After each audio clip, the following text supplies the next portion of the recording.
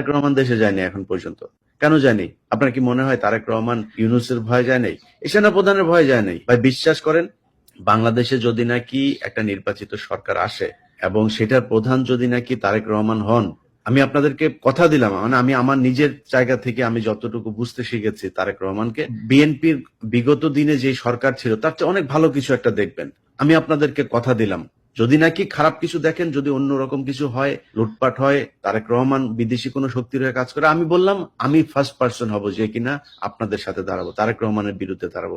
কিন্তু আমি এখন পর্যন্ত তারেক রহমান সম্পর্কে, তারেক রহমানের এখনকার যেই তার চিন্তা ভাবনা, তার যেসব মানুষজনের সাথে তিনি এই রাষ্ট্র নিয়ে কথা বলেন, আমি সেটা থেকে আপনাদেরকে বলছি যে তারেক রহমান একটা ভালো কিছু আপনাদের সামনে। এখন আপনি যে বিএনপি কে দেখছেন, বিএনপি এরকম থাকবে না, বিশ্বাস করেন, এরকম থাকবে না। বিএনপির অনেক নেতা আছে যাদের উপরে তারেক রহমানের শতভাগ কর্তৃত্ব নাই, যে কারণে অনেক কিছু তিনি করতে পারছেন না, চাইলেও অনেক ব্যাপারে তিনি এখন নিশ্চুপ থাকছেন। তিনি দেশে ফিরলে সেটা দেখতে পারবেন।